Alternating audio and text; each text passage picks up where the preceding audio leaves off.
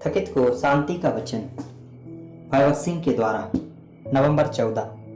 परंतु तुम्हें लेपालकपन की आत्मा मिली है, जिससे हम हे अब्बा, हे पिता कहकर पुकारते हैं। रोमियो की पत्री 8 अध्याय का 15 पद।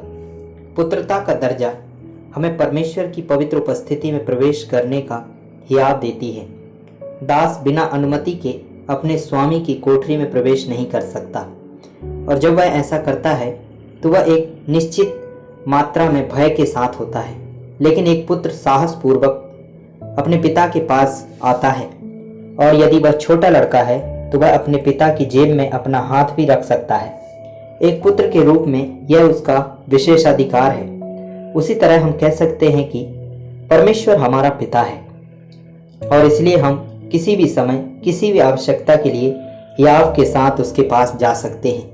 हम किसी भी परीक्षा के लिए दुर्बल होने पर, सामर्थ्य के लिए उदास होने पर, प्रेम और सहानुभूति के लिए और अपनी सभी समस्याओं के सही उत्तर के लिए उसके पास जा सकते हैं। शारीरिक विश्वासी इसके विपरीत सहायता के लिए मनुष्य की ओर देखते हैं। वे कहेंगे, मुझे धन की आवश्यकता है, मैं अपने चाचा के पास जाकर उनसे 100 रुपये मांग लूंगा। वे झूठे आंसू या चापलूसी के साथ अपने चाचा के पास पहुंचेंगे और मांगेंगे कि वे क्या चाहते हैं। लेकिन एक आध्यात्मिक व्यक्ति अपने हृदय से जानता है कि उसका स्वर्गीय पिता उसकी सहायता कर सकता है और कोई दूसरा ऐसा करने में सक्षम नहीं है। वह परमेश्वर के प्रतिज्ञा पर पूरा भरोसा करता है और जानता है कि वह उसे अपने से अलग नहीं करेगा और ना ही उसकी सहायता करने से इनकार करेगा। यह ज्ञान उसे हर परिस्थिति में प्रार्थना करने का साहस देता है। परमेश्वर के पुत्र के रूप में हम उसके साथ सहकर्मी और संगी वारिस हैं।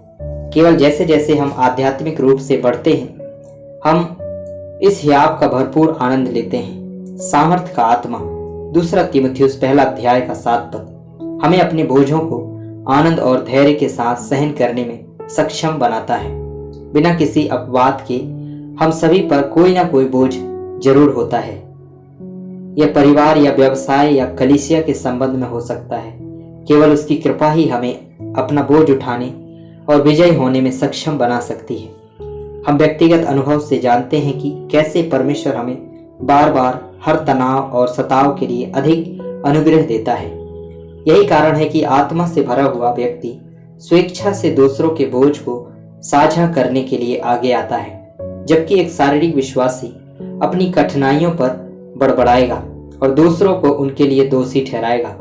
एक विश्वासी के पास अपना बोझ उठाने की ताकत या विश्वास नहीं है तो वह अपने पड़ोसियों और दोस्तों को सहन करने के लिए कैसे मदद कर सकता है।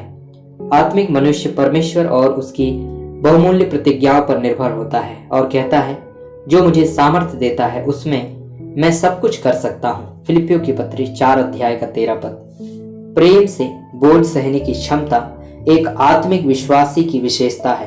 प्रारंभिक मंडली में झूठे शिक्षक गलत सिद्धांतों के साथ मसीहियों को धोखा देने और भरमाने का कार्य कर रहे थे। उनका लक्ष्य केवल धन कमाना था। रोमियो की पत्री 16 अध्याय का 17 और 18 पद। शारीरिक मसीही आसानी से धोखा खा जाएंगे, लेकिन पवित्र आत्मा के अभिषेक के कारण एक आत्मा से भरा हुआ व्यक्ति सच्चाई को समझ सकता है। यूहन्ना सुसमाचार 16 अध्याय का 13 पद। इसलिए वह उसे छल करने के लिए शत्रु की सूक्ष्म युक्तियों के प्रति सावधान और सतर्क रहता है, और इस प्रकार वह झूठे भविष्यवक्ताओं से सुरक्षित रहता है। आत्मा से अभिषिक्त शिक्षा और झूठी शिक्षा के बीच अंतर करने की क्षमता भी इस बात का प्रमाण है कि वो व्यक्ति आत्मिक है।